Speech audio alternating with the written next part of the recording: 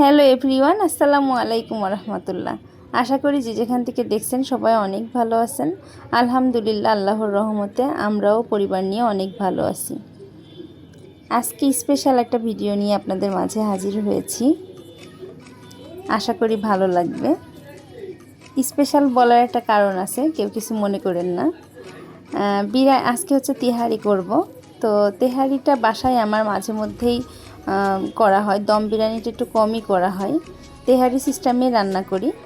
তো আমি হচ্ছে সপ্তাহে একবার করে আমার করা পড়ে, কারণ পোলাওটা আমার ঘরে সেরকম কেউই পছন্দ করে না। আমার দুই বাচ্চার এক বাচ্চাও পোলাও পছন্দ করে না, আর আমারও পোলাওটা ভালো লাগে না। তো বিরিয়ানিটা হলে পরে আপনার ভাইয়া পোলাও বিরিয়ানি কোনোটাই বেশি একটা পছন্দ করেন না, তো তার মধ্যে বিরিয়ানিটা হলে একটু খাই। তো আপনাদের ভাইয়া হচ্ছে ওর জন্য বেশিরভাগই মানে বিরিয়ানি রান্না করলে পরেও ও শুধু একবার খাই। আমরা দুপুরে রান্না করলে দুপুরে রাত্রে খাই।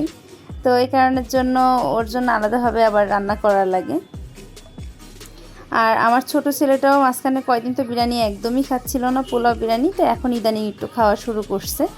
আগেও কিন্তু খেত, মাঝখানে ওর একটু কী হয়েছিল জানি না, আর খেতে চেত না। তো স্পেশাল কেন বললাম সেটা এখন একটু বলি। আমি হচ্ছে যে মাঝে মধ্যে রান্না করি, তো রান্না করলে পরে আমারটা একেবারে খারাপ হয় না, মোটামুটি আলহামদুলিল্লাহ ভালো হয়, সবাই খেয়ে ভালো বলে। কিন্তু আজকে যে ভাবি যে পাটায় বাড়তেছে, ভাবি সব কিছু, কিন্তু আমি সব কিছু ব্লেন্ডারে ব্লেন্ড করে দিই, আর ভাবি প্রত্যেকটা জিনিস হচ্ছে হাতে বেটে দিচ্ছে। তা হাতে বাটা জিনিসের কিন্তু মজাই আলাদা। শুধু রসুন পেঁয়াজ আর আদাটা আমি ব্লেন্ডার করে দিয়েছি, তা বাদে জয়ফল, জয়ত্রী, শাহি জিরা, তারপরে গোলমরিচ, আরও হচ্ছে দারচিনি, আরও কিছু কিছু জিনিস যেগুলো ভাবি দিল, পোস্তদানা, এগুলো দিয়ে হচ্ছে ভালো করে মিহিন করে বেটে নিল। শুকনো মরিচ দিয়েছে, আমি তো কাঁচামরিচ ব্লেন্ডার করে দিই, ভাবি শুকনো মরিচ দিল, কাঁচামরিচ হচ্ছে ব্লেন্ডার করবে না, ওইটা আস্ত আস্ত দিয়ে দেবে। তো এদিকে আমি ব্লেন্ডার করার কথা আমার মনে ছিল না, এজন্য ভাবি বলছে আচ্ছা ঠিক আছে ভাবি, আমি আদা আর রসুনটা করে দিচ্ছি, কুচি করে দিচ্ছি, আপনি আমাকে ব্লেন্ডার করে দিয়েন। পাটায় বাটতে যাচ্ছিলো, তা আমি বলছি থাক, পাটায় যেগুলো বাটলে ভালো হবে ওগুলো তো বেটে নিলেন, আমি এগুলো ব্লেন্ডারে করে দিই, আপনার একটু সুবিধা হবে। তো ভাবির হাতের বিরিয়ানিটা মানে আমার কাছে খুবই বেশি ভালো লাগে। ভাবির হাতের প্রত্যেকটা জিনিসই মজা, যেটাই রান্না করে সেটাই মনে হয় অমৃত লাগে। তো আমাদের বিল্ডিংয়ে কিন্তু প্রত্যেকের সাথে আমাদের খুবই ভালো বন্ডিং।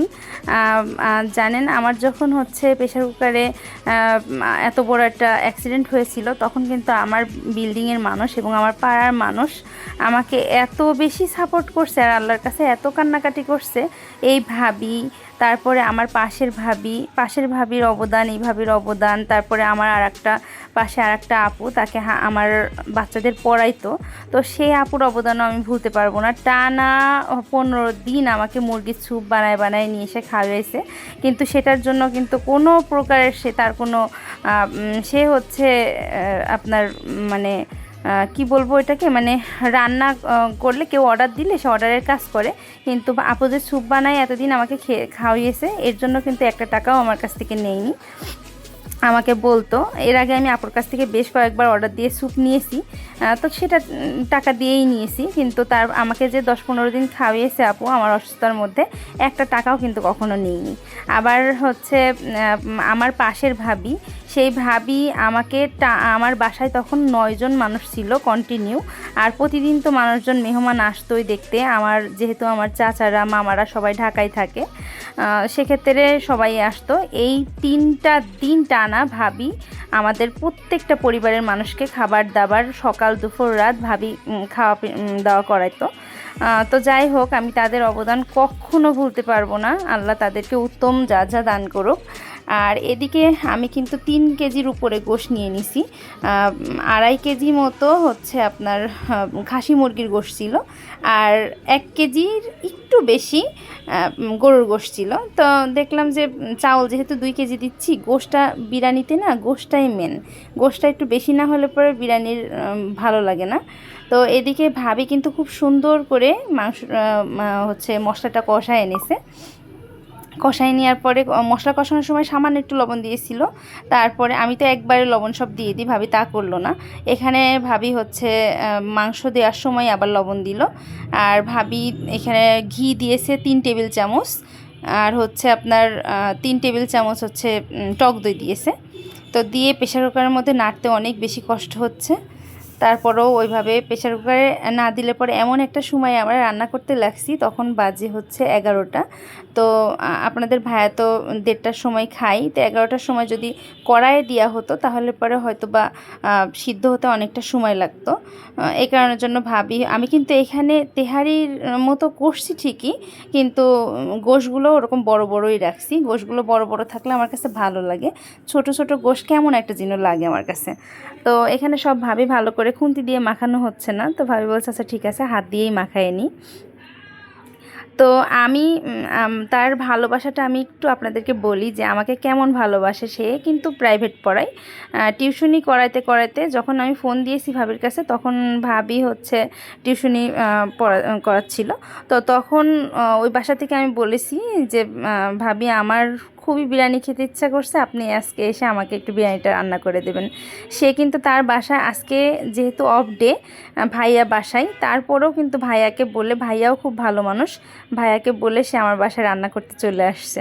মানে কতটুকু মানুষের প্রতি ভালোবাসা না থাকলে মানুষ এতটা স্যাক্রিফাইস করতে পারে। থ্যাংক ইউ ভাবি, থ্যাংক ইউ।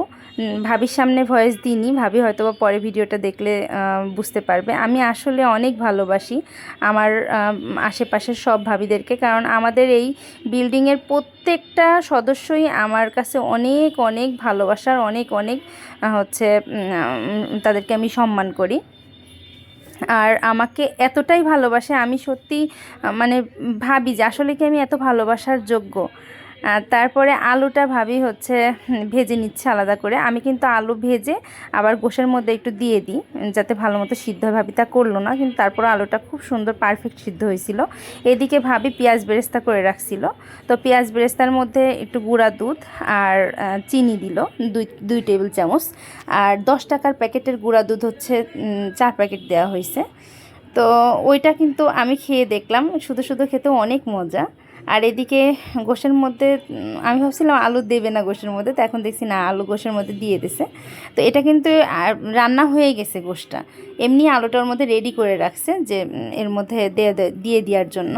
তো যাই হোক সব কিছু এর মধ্যে দিয়ে দেওয়া হয়ে গেছে। দিয়ে ভাবি লবণটা চাখলো যে লবণ হয়েছে কিনা। তো আজকের বিরিয়ানির তে মানে ফ্লেভারটা খুবই সুন্দর আসছে।